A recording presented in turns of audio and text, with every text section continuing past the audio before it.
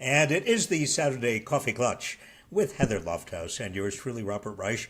And Heather, I've got to ask you, week number 8. I mean, it's like being on a marathon that never ends and is also disgusting. I mean, are you okay? I want to just check I'm in. okay. You're so kind. I'm okay. I mean, I think we need a scale here. Out of 1 to 10, I'm probably a 7.8, which is not bad Oh, that's considering all that's happening. 7.8. C Holy cow. plus. Yeah. That's I haven't reached 5 since, January Oh, 20th, but that's I hate to hear a lot that. of people keep coming up to me and they say, "Can he do this? Can he do this?" And what I keep on responding is, "Well, he can't. It's illegal, but he is." I I mean, know. if we Well, don't can we have, talk about that? well, we'll talk about that. Tell me Yeah, what we'll we're going talk to about talk about today.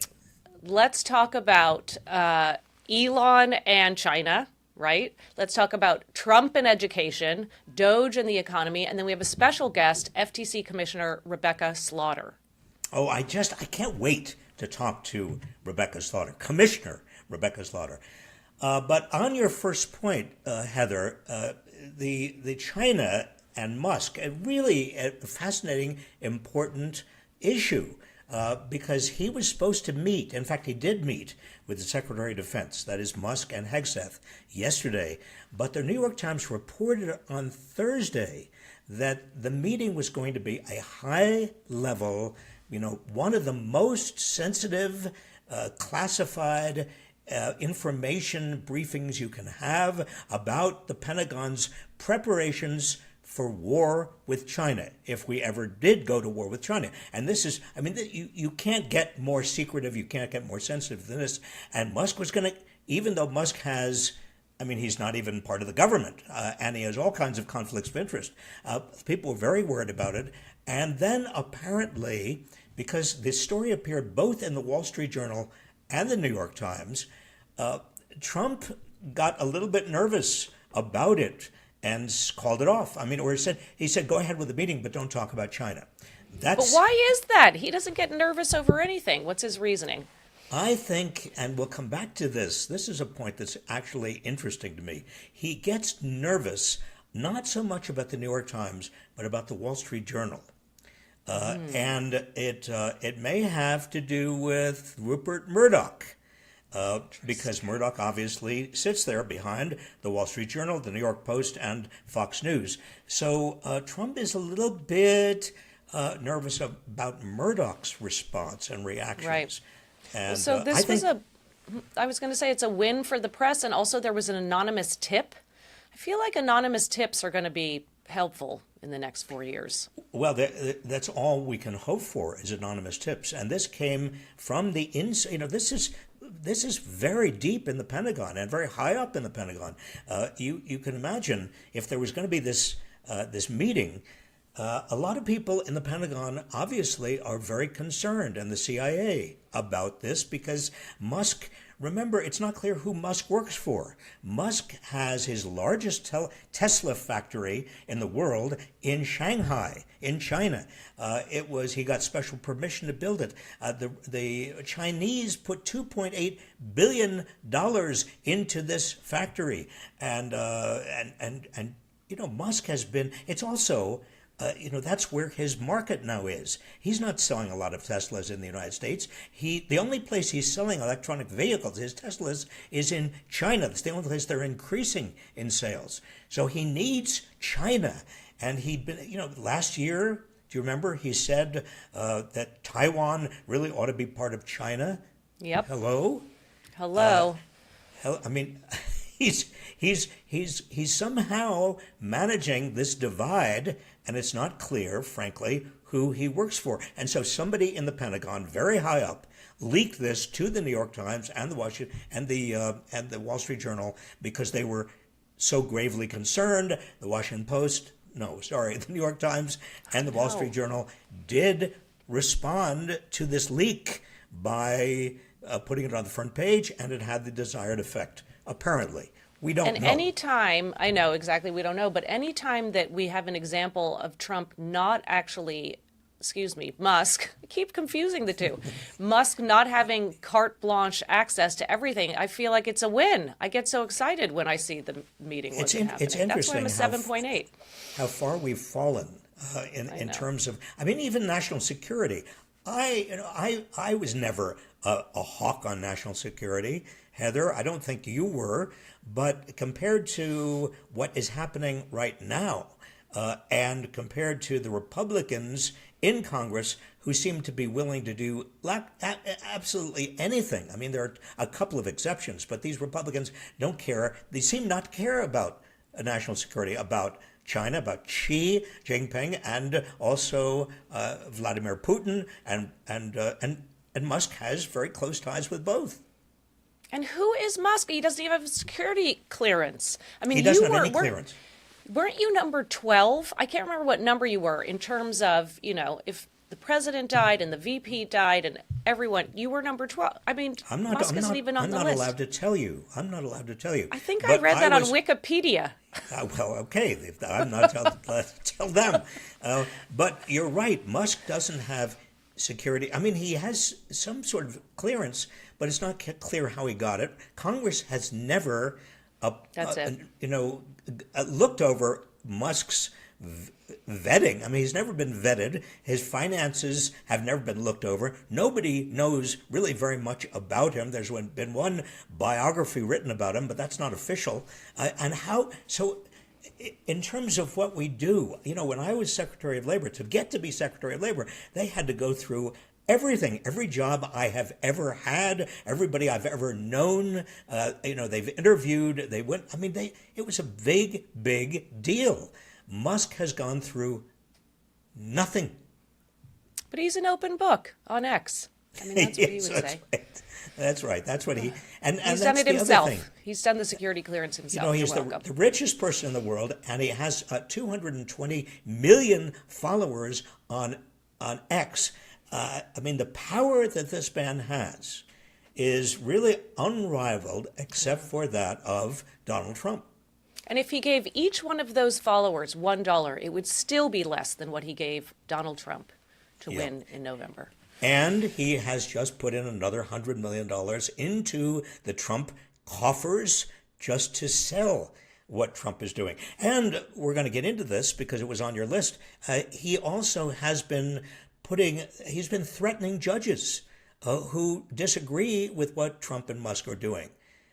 And supporting the Republicans who are pro-impeachment of those judges, which, we're getting into it before we're getting into it's too. Well, let's get into it. Let's get bubbling into it. Up. Okay, can we start with, you had a great Substack about the Department of Education. That was 2 days ago, which feels like 100 years ago.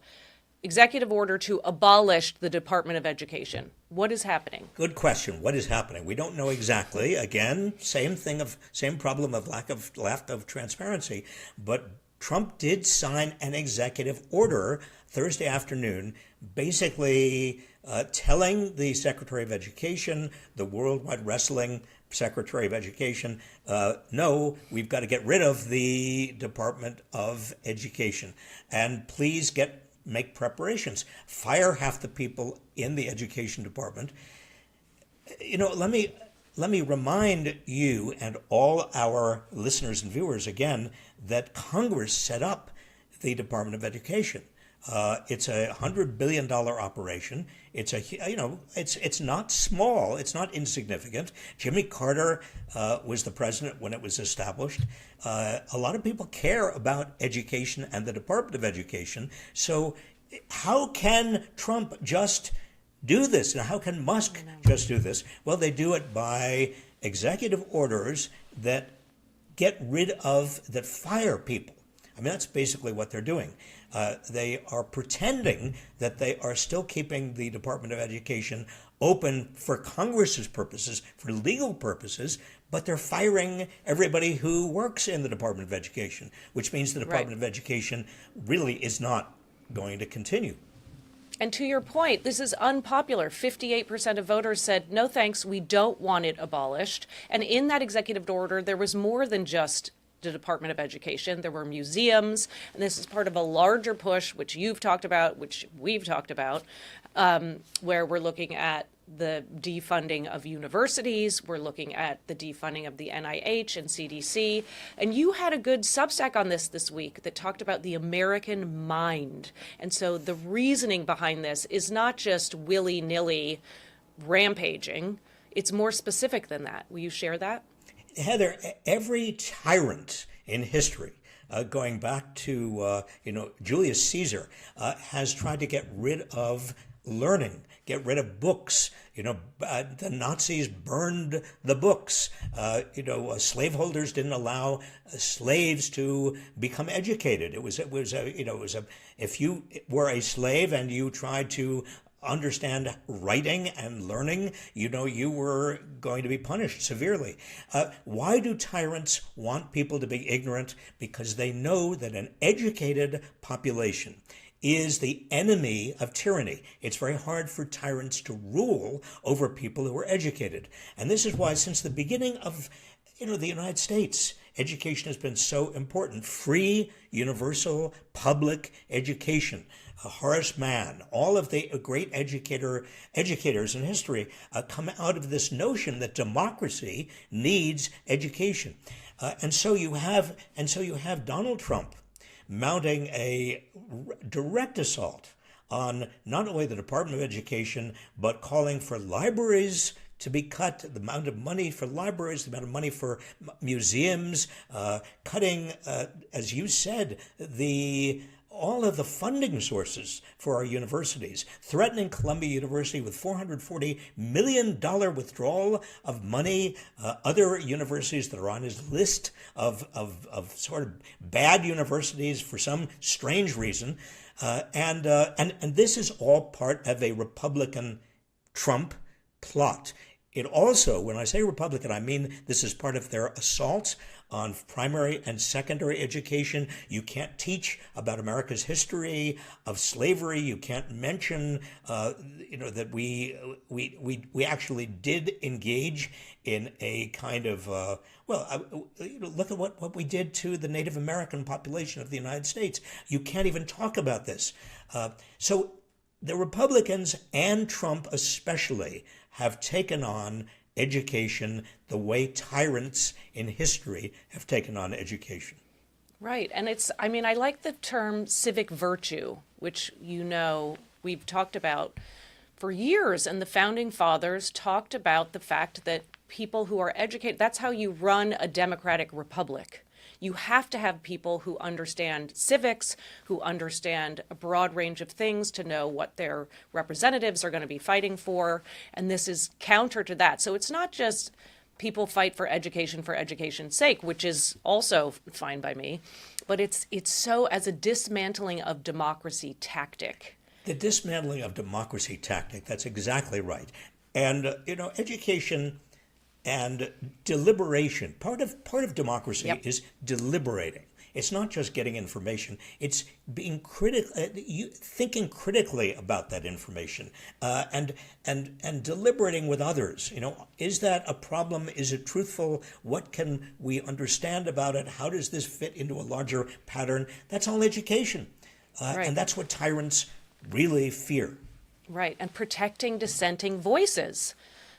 That's what I know I've taken your classes. You talked about that in our classes and to your undergrads. I saw them Well, too. the first thing I tell my classes, and you were there in my class, and you remember, I said, the best way of learning, seek out people who disagree with you.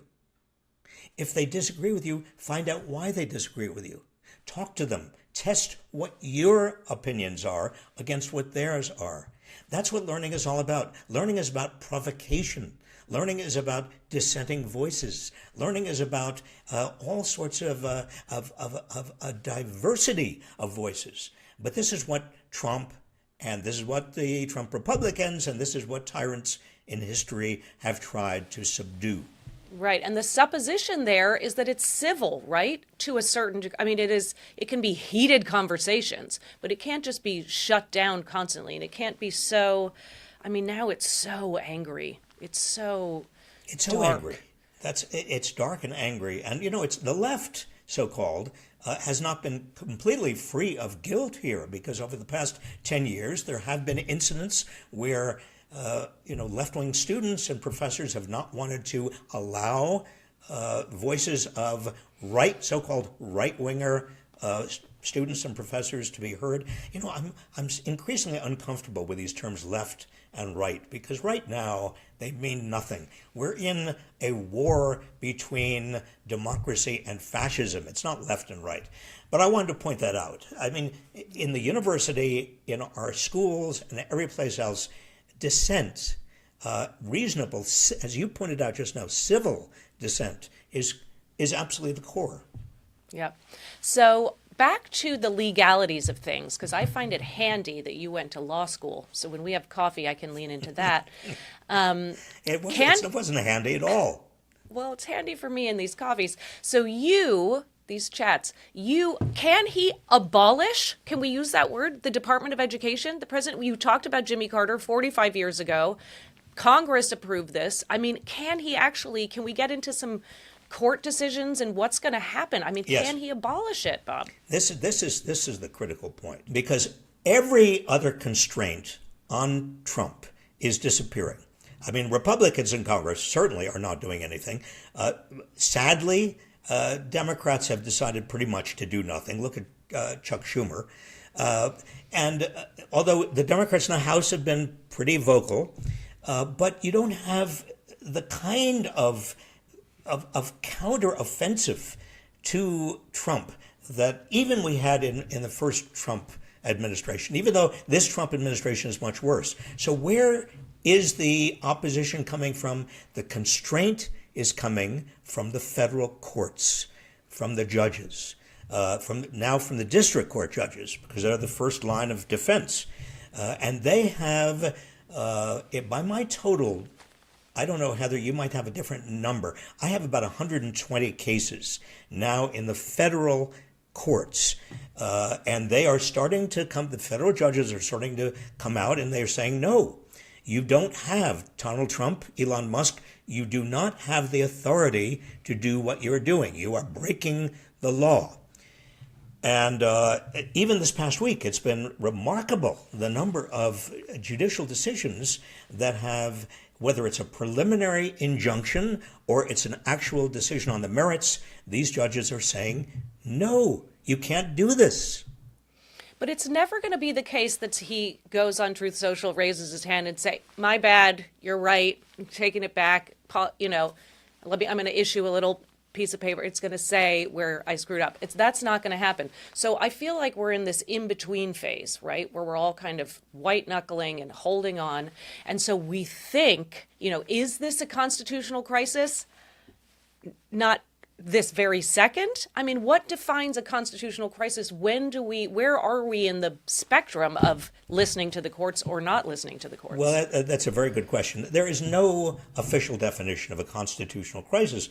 What we have assumed is that a constitutional crisis occurs when the branches, the three major branches of government, the Congress and the executive and the judiciary, simply are at loggerheads and they cannot move forward.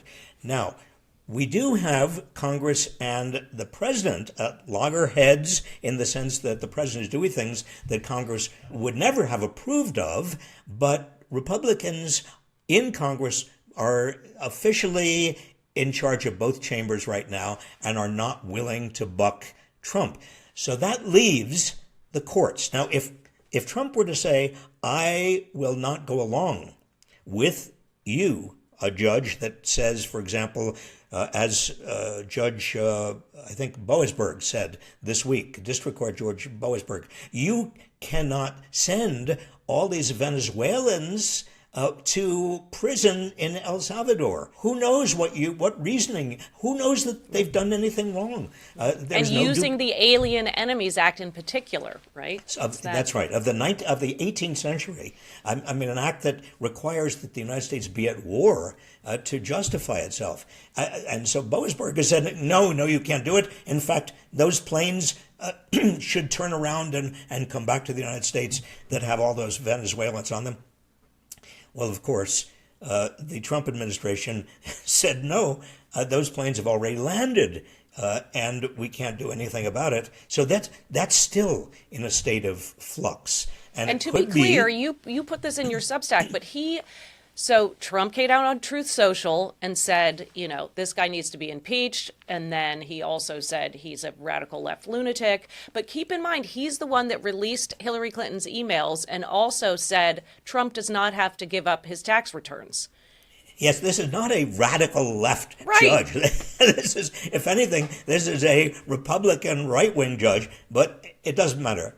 Trump doesn't like what he did, so Trump wants him to be impeached. And then the Chief Justice of the United States, John Roberts, said publicly in a kind of a rebuke, a rare public rebuke to Trump, you can't threaten to impeach a judge because you disagree with the judge's opinion. The proper way of dealing with that is you appeal the opinion to the Court of Appeals. That's it. It's not an appropriate response. That's Inappropriate. what he said. Yep. He could have gone much farther and say, you don't threaten judges in ways that make judges worry about their safety and the safety of their... But he also didn't say President Trump, and so then President Trump went on the news, said, well, he didn't mention me. Well, yeah, that's what... this is not new in the sense that there had been a previous instance in the first semester, the first term... What are you, a teacher? Where there was a little bit of a clash between Roberts and Trump. But no, the interesting thing about this particular clash is that there was not much that Trump did in terms of responding. And more importantly, to your point, Trump has not said, I'm not going to obey what these judges decide. If he did, then we'd really be in a constitutional crisis.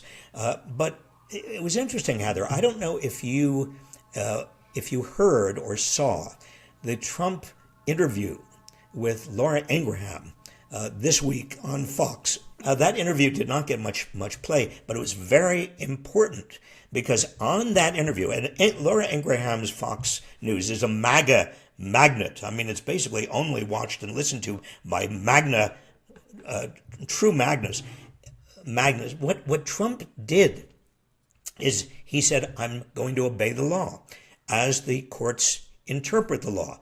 I am not going to disobey. I'm not going to do what my vice president, J.D. Vance, has urged me to do. I'm not going to say, in effect, as President Andrew Jackson was reputed to have said, apocryphal. I don't think he did this, but Vance has said, you have, like President Andrew Jackson, what Trump ought to do is say the Supreme Court has made its decision. Now the Supreme Court should try to enforce it. And obviously the Supreme Court can't. But this is important because Trump said he would abide by these decisions. And then he goes off to play golf. This is my point. Is he actually abiding by them? I feel like we're in this in-between where he's now said that, and there have been some rulings, including about Doge, right? And Elon Musk's place in terms of authority. There were technically, I beg your pardon for interrupting. No, please, interrupt me. Technically, Trump is not bucking the courts. Not yet. And when Laura Ingraham asked him on Fox News, can you imagine any instance when you might actually do this? He said, no, we can't do this, which is interesting. Why is Trump so determined to not have a constitutional crisis? I think a lot of it has to do back to the New York Post and back to the Wall Street Journal and Rupert Murdoch, because what Trump was very sensitive to is that the New York Post, in a series of op-eds and editorials, has said, Trump, don't buck the courts, obey the courts, don't create a constitutional crisis. And Murdoch is sending a signal to Trump And Who Trump reads does the New York Post every day, right? Yes, According yeah, to- the only. I mean, he's not reading my Substack. I assure you, I mean, and he's not reading even the New York Times. No, but right. he's reading the New York Post, and that New York Post is saying to him, Murdoch is saying to him through the New York Post, don't try to create a constitutional crisis. You're going to lose, and I'm not going to support you. You're on your own.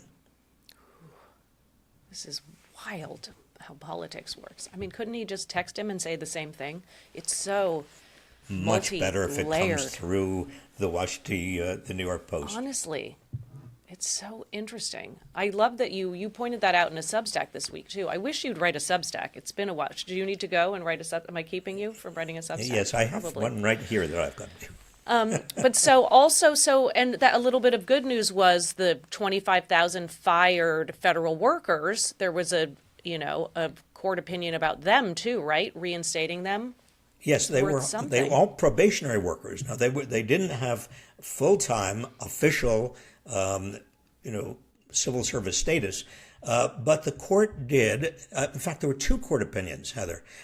Two courts in different jurisdictions, both district courts, said you have got to rehire. DOJ has no authority to fire those workers, and those workers had every reason to expect that they were going to continue to be public employees. Yes, they are supposed to be reinstated. I don't know how the Office of Personnel Management is going to manage their reinstatement.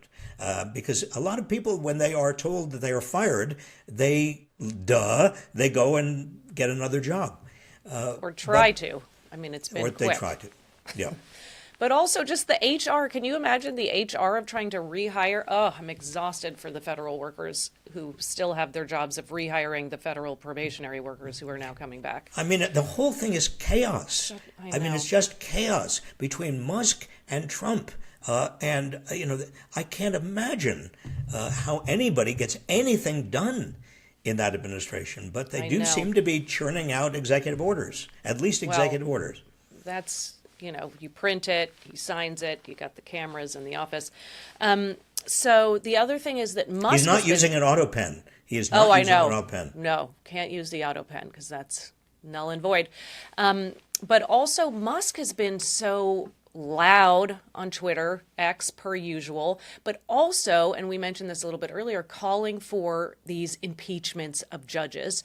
Who is he to do that? His popularity is not great, which is fascinating to see because Trump's is also not great, but I would think Trump's disapproval rating would be even higher.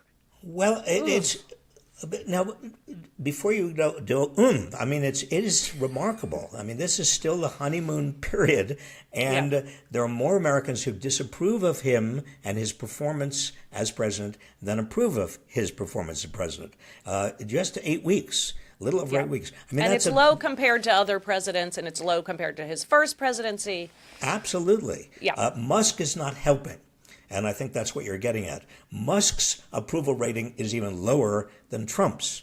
But does Trump like that? This is my question. Is this helpful to him? I mean, is he taking some of the heat? I wonder. Well, about it. it's a good question. I mean, I could argue that yes, it's great to have somebody who is a lightning rod. If you're the president, Right. have another lightning rod. But he may be pulling Trump's approvals down too. That is Musk, because so many people are angry. And look at these town halls. Every time a Republican goes home to his or her district and has a town hall, people are screaming at them. Republican members of Congress, usually about Musk. Mm-hmm. Exactly. And so what has Doge been up to this week besides their leader shouting on X?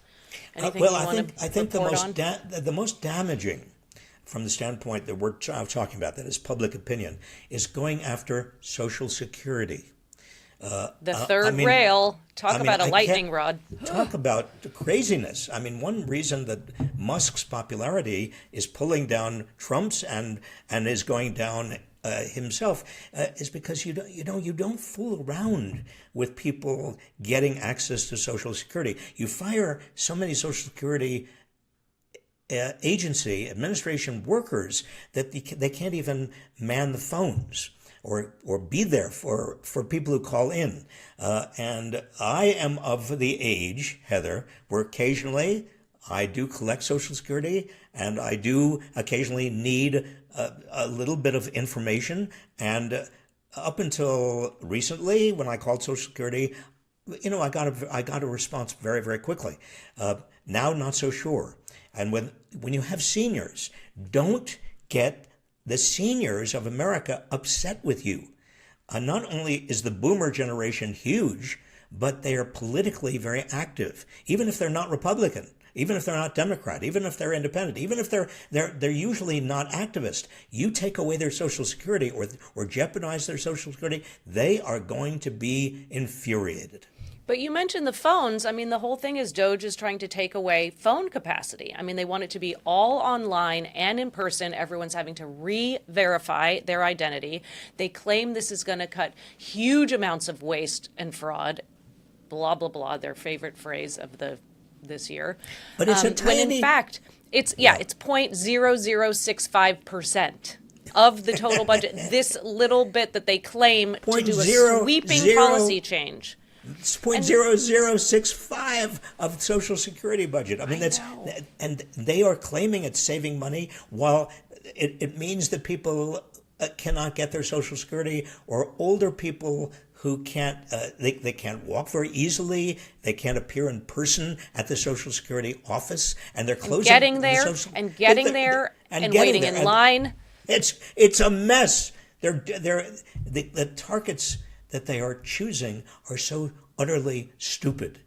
I mean, really stupid. But also Trump has said we're not going to cut Social Security, hasn't he? Or if we did, it would be, he kind of goes around that one too. Well, he says we're not going to cut Social Security, but what you're doing, if you're making it harder for people to get Social Security, if you're making it harder for people to call Social Security, you are putting up roadblocks to Social Security, and you are effectively cutting Social Security. I think the other thing that's so critical is the uncertainty and anxiety that this is giving to so many people. I went to the post office yesterday, and there was a person in front of me in line. I want to say she was in her 80s, and she was right in front of me, and she said, I better buy some forever stamps.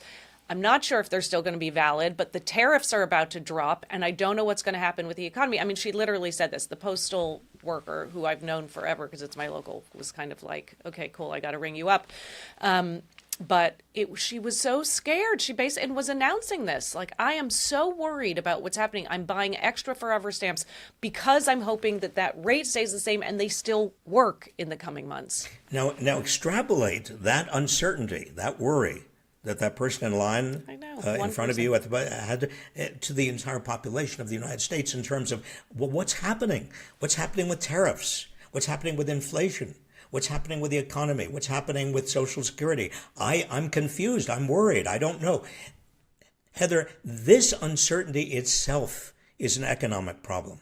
This makes more people want to, even if they're not capable of saving very much because they're living paycheck to paycheck, they're going to hold back some of their spending because they don't know about the future. And if they hold back their spending, the entire economy starts collapsing. Or we get into the territory which I don't really want to get into because it's such bad territory, and that is we get a combination of recession and inflation. It's happened before under Jimmy Carter's watch, and we could have stagflation again. The good news is that the polling, people are mad at Trump about the economy right now, currently. So I think that's obviously a reflection of what you just said. Good news if you're on our side of the ledger. I mean, not good news if you're an average working person. No, it's good news for the truth. It's good news for the truth that people are realizing that he isn't going to save everything and it isn't going to all be all great and his campaign promises are false. Yeah. In other good news, we take every bit of good news we can. I know, and I like your Friday, one of them Substacks that you send, where you sometimes give us some reasons for you're nauseously optimistic. We've talked about two of them.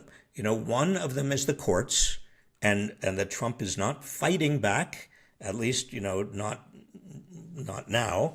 And the second is a lot of people coming to these town halls and sounding off. And actually, we also talked about the economy being down and his ratings being down, and that's all good in terms of getting the truth out. You're absolutely right.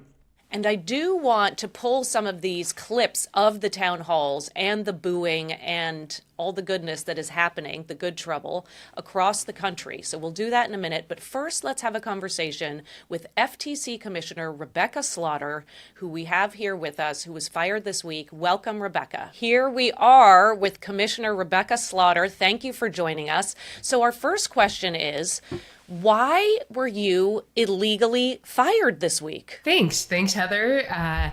Thanks, Robert, for having me. It's a great question. I don't know the answer to it. And I don't know because the president didn't say. In the letter or the email, I should say, that was sent to me from someone in the White House Office of Presidential Personnel, purportedly on behalf of the president, he basically just said, the president believes that he can fire you, so he's firing you.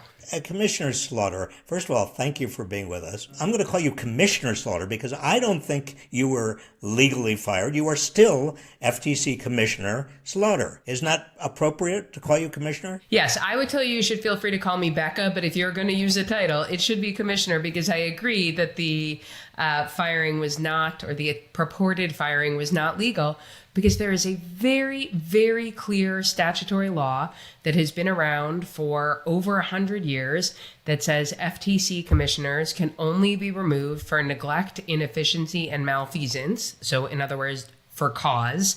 And the president did not assert any cause to fire us because there is no cause to fire us, which means the alleged firing was inconsistent with the statute and with clear Supreme Court precedent that's been around for 90 years that says that statute is constitutional. Now, you were fired the same time that Commissioner Bedoya was fired. Is that right? Yeah. The two of you were the so-called Democratic appointees to the 5-member Federal Trade Commission. I didn't realize you were told of this, or you were told that you were fired by email. Yes, I was at my daughter's elementary school, and at the end of the day, and surrounded by 80 elementary school kids working on a drama club production, and I checked my email and found a note from the White House Office of Presidential Personnel. So yeah, it was pretty shocking. Oh, so jarring. What kind of world are we living in, Heather? It kind of reminded me of the Sex and the City episode where she got broken up with on a Post-it. I don't know if that cultural touchstone is too dated, but it's so brutal. Yeah. Yeah. I hope you were wearing a fabulous outfit just like Carrie Bradshaw would have been. I am many things, but no Carrie Bradshaw. Well, so it's so interesting. I don't think as many people know about the FTC as we would like to. So 5 commissioners, right? So Trump is president. He's Republican. He gets to dub 3 of the 5, right, who are going to be of his party as Republican. Now it stands that there are only 2 commissioners on the website, because I looked at the website this morning, both Republican. Can you tell our audience a little more about how the FTC is supposed to function and how it's not doing that right now? Sure. Well, actually, I'm going to correct you a little bit, Heather, because the commission is a 5-member commission by statute, but it does not say that the statute does not say that the current president gets to appoint all 5 commissioners. What the statute says is that there are 5 commissioners. No more than 3 may be from the same party. And by tradition, that has meant that 3 are from the party of the president. But I, for example, was originally appointed by President Trump in 2018 as a minority commissioner, and I have served through that duration. I was reappointed by President Biden to a term that ends in 2029 and was confirmed into that position last year. So the first point is that it's not that the president gets to appoint 3 from his party and 2 from the other party. It's that the statute says members of the commission serve terms fixed to the calendar, and no more than 3 may be from the same party, because the statute intends, and Congress intended, for the commission to be composed of members from different ideological and political backgrounds to create balance and dissent and shared drive towards consensus where possible. I thought you had also asked about what the Federal Trade Commission does and what it's less able to do now in this universe. And I think it's a really important question because it's very easy in the alphabet soup of Washington to think, oh, FTC, trade, is that something about like international tariffs? And actually what the FTC does is really pay attention to ordinary Americans in some of the most important ways where they interact with the economy. We are the police for corporate lawbreaking. Not criminal lawbreaking, but the ways corporations can lie and cheat and compete unfairly in order to get ahead in the marketplace. So we call that competition and consumer protection. Still kind of lofty terms. What it means for real people is we police fraud. We police scams. We police unfair conduct around drug prices that will keep your insulin too expensive. We challenge grocery store mergers. Like last year, we successfully challenged the proposed merger of Kroger and Albertsons, which would have been the largest grocery store merger in history. We challenge hospital mergers. We're currently in a bunch of different cases challenging big tech conduct and consolidation. We have rules preventing junk fees, and we are litigating, challenging the largest landlord for stacking junk fees onto people's rental agreements. And so it's the kinds of things where for people in their everyday lives, we're looking out for making sure that the economy is free and fair for consumers, for workers, and for small businesses. So that's what we're supposed to be doing.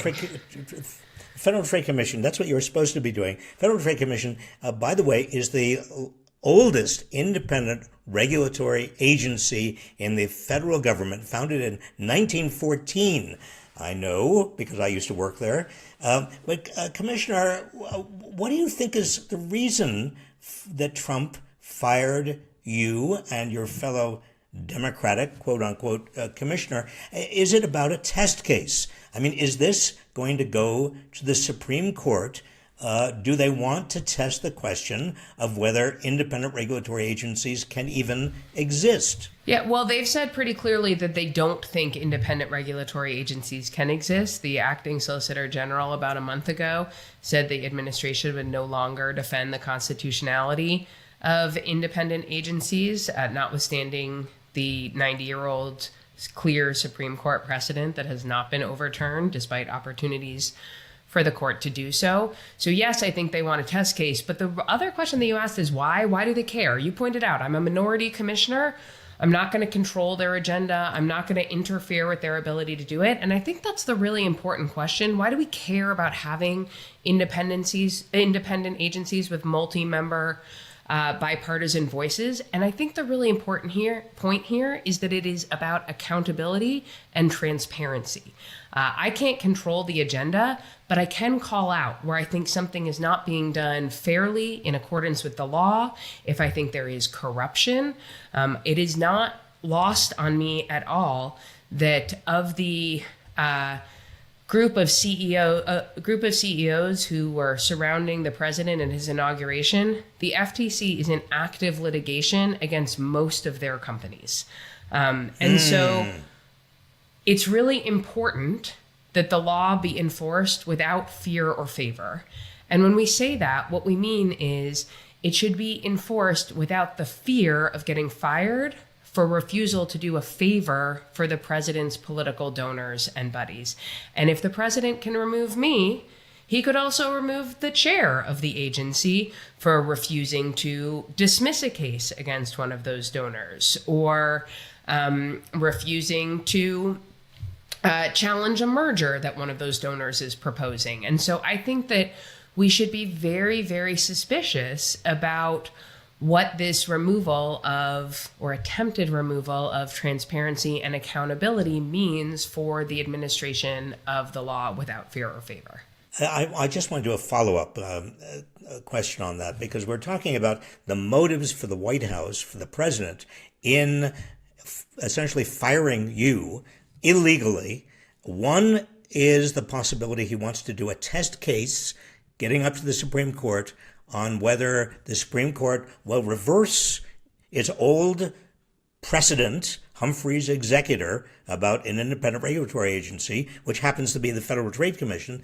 The second, though, you just brought up, and that is that the president's cronies are, a lot of CEOs who have also been targets of the Federal Trade Commission, and maybe he wants to do them a favor. Which is it? Which do you think is the primary motive? Well, to be clear, I'm not really in a position to speculate on the president's motives, but I also don't think those points are mutually exclusive. I think that they could both be goals, or there could be some other goal that I'm not even aware of. Because again, no reason was given in the email that was sent to us, and the press secretary, when she was asked about it, didn't give any reason.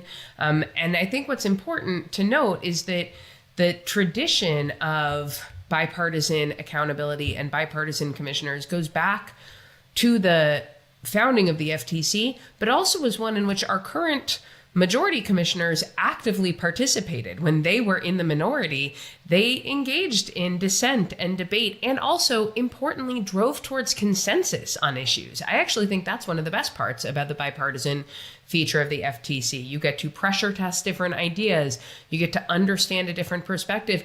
You get to seek out and sometimes, in fact, often find consensus. And that consensus helps build consistency and durability in the law. And that is a really positive thing, not just for the individual people who rely on us for the protection, but also for honest businesses who want predictability and stability in the markets. That's it. So plans to appeal, I'm assuming? Yes, we will be in court. Talk about it? Yes, absolutely. We will be in court. Details to be announced. But I think it's not a close call about whether to challenge this legally, because it was not a close call about whether this purported firing is illegal. How it plays out, we will see. But there is no doubt that Commissioner Bedoya and I will be challenging this action. Can I ask you just a little bit about that appeal? Is it both of you are going to appeal? Are you part of a class action? Are you being supported financially? I mean, it's not easy to appeal as an individual. How is this going to be? How does this work? It's not. And I think our intention at this point is to file together. I don't think two people make a class. I think we are just two individuals. For what it's worth, we're two individuals who I think it's really bad news that this has happened. But what is good news is a lot of people care, and a lot of people have been offering support in terms of both legal support, emotional support, and encouragement. So I think we're really committed to the fight, and we feel really well supported in it. And exactly how it proceeds legally, we will see. But the case is really important. And you were the first commissioner to give birth while serving, right? Talk a little bit about that. Yeah, it's been a really interesting experience for me. I have 4 kids. When I was confirmed originally in 2018, my confirmation hearing was 9 days after the birth of my third child. And I started serving, I was sworn in on her 1-month birthday. And so that was an unusual experience. And then I was lucky enough to get pregnant with a 4th child. And she was born in May of 2020, which is, if you think about the calendar, not an ideal time for having a baby. And it was the first time that I am aware of, certainly that any commissioner at the FTC, but also, as far as we could tell, at any other agency had given birth while in office. So it was a learning experience, but one that I am really grateful to have had. I love the job and I love my kids. And part of why I love the job, honestly, is because I love my kids. The job that we do protects kids, not just mine, but all kids. The FTC is the cop on the beat for children's privacy and online safety, and that's an incredibly important role that I have a front seat in understanding as a parent. And so I think of my younger 2 kids as my FTC babies, and they have grown up with and at the agency. You remind me that in 1980 or 81, under Chairman Michael Perchuk, a little bit before your time, we had a rule that would have prevented cereal makers and candy manufacturers and so on from advertising directed at children. It was called the KidVid rule. Do you? Oh, KidVid is legendary. It was probably legendary because Congress basically took away our appropriation for a little while until we promised not to do anything like that. That was the first time a big business, big corporate money was very evident in American politics. So I want to thank you, Commissioner, for being with us. I just had one final question that gnaws at me, and that is the chair of the FTC, Andrew Ferguson. When you got this email, did you say to him, or did you have a communication with him? I don't want to do anything or say anything that might come out in court, but did he lock you out of your office? I mean, what was his response to this illegal firing? He asked me to confirm whether I had gotten the email, and I did. And I asked him what his plan would be with respect to my staff. Honestly, what I was the most immediately concerned about were the people who work for me, who are really good, honest public servants. And I wanted to know, whatever happens to me, what would happen to them. So honestly, we just talked about the logistics. I have been locked out of all of my technological systems. I haven't attempted to go back into the office. I assume I wouldn't be allowed, but I haven't attempted to it because it doesn't do anything to Chairman Ferguson, but it would put the security guards, the staff at the agency in a difficult position. And I have no interest in making things any harder for those public servants than they already are right now in the middle of the broad assault on public servants that is happening. So I haven't tried. Well, I want to thank you, and I'm sure Heather joins me, for your public service. And just to take what you said and magnify it, being a public servant is a noble calling, even in normal times. These kinds of times are not normal times, and we need to support and really celebrate our public servants, especially now. So thank you for being with us. Can I just echo that point? Can I just echo that point for 1 second? I think it is an incredibly important one. I mentioned that I'm getting a ton of support and a ton of attention, and I feel really appreciated, and that's great. I don't think most of the public servants who are under assault right now are getting that same kind of support and attention, and they really deserve it, and they really need it. These are people who are sacrificing better paying jobs with shorter hours because they want to help their fellow Americans. And that, exactly like you said, is a noble calling and something that should be appreciated. And they are really having a hard time right now. And so I know there's something in the zeitgeist that suggests that people who serve their fellow citizens are some sort of are lazy in some way, and it's just not the case in my experience. I've spent 9 months of my career in the private sector and the entire rest of the time in the public sector, and so I have a particular affinity and appreciation for the people I've worked with throughout my career, and they're really, really having a tough time right now, those who have lost their jobs, but even those who haven't, and so I appreciate your call to support them. I think it is enormously important. Well, Hear, hear. We will all get through this. But Commissioner, thank you. Thank you so much for having me. I found her so inspiring, and it's amazing the way these federal workers are fighting the good fight. I agree with you, Heather.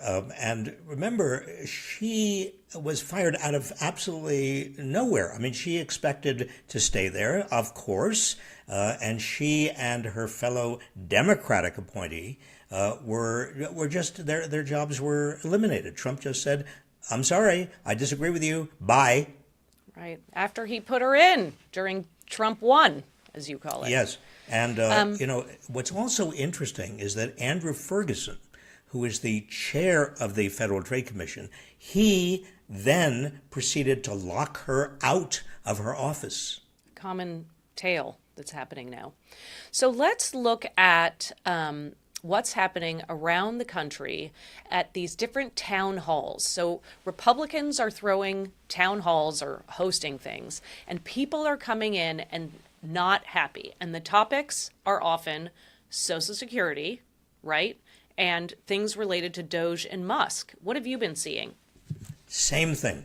And I've been hearing a lot about these things. I mean, the Republicans the leading Republicans have told Republican members of Congress, rank and file, don't have town halls anymore. Do it remotely if you have to do them at all, because these town halls have become so raucous, so crazy. I mean, I was just in touch with somebody in Wyoming. And they had a town hall. Now, Wyoming, you can't get, redder or more Republican than Wyoming. And somebody stands up in a town hall and says, I am a Republican. I'm an Alan Simpson Republican. And I want to know why you're destroying the federal government. It's good. It's good. There is enthusiasm. So let's hold on to it and let's take a look.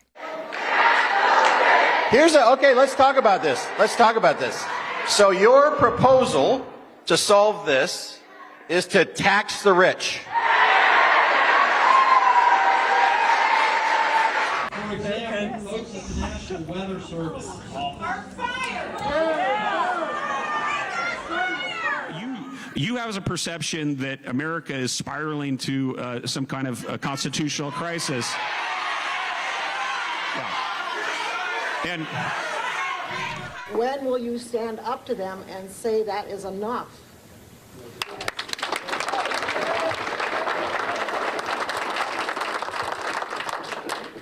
The end result of the fraud and abuse that has been discovered already.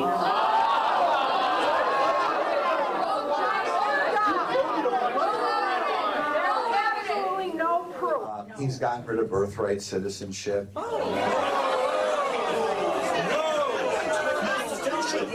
Illegal as hell. The other one is the Doge program.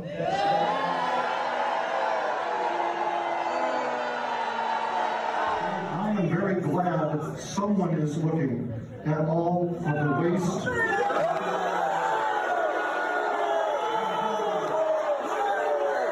A mandate to the president from the American people, am I correct?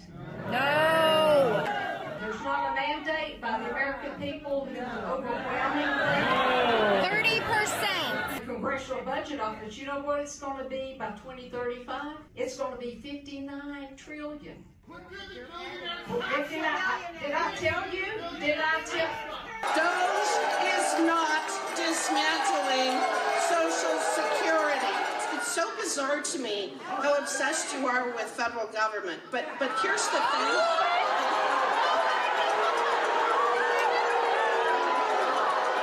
You guys are going to have a heart attack if you don't calm down. I'm sorry. Your hysteria is just really over the top. Ooh. Wyoming, Nebraska, Texas, Oklahoma. I mean, we're not talking about, liberal enclaves in America, Heather. These are the reddest of the red. These are Republican places, Republican districts. And these members of Congress, Republican members of Congress, not only are they getting booed, they are going to be removed from office. They are on the edge of the end of their careers. And I hope they get the message. I know. And then we have Bernie continuing the tour, bringing in AOC yesterday. Oh, it's good to see. And interesting, Bernie and AOC, they are going to Republican enclaves as well. They're going to Republican states. They're going to Republican districts where even the Republican members of Congress have refused to have town halls, given all the booing, given all of the anger. I like to think of this, Heather, as good news. The American public. We are not Republicans. We're not Democrats. We are members of a society in which we are being abused by a president who has absolutely no constitutional right to do what he's doing. Hear, hear. Hear, hear. Should we meet back in a week and keep going? Let's keep going. On that That was a good note to end on. I want to thank you, Heather, for you're just terrific, and I want to thank everybody out there for your tenacity and your commitment and your dedication.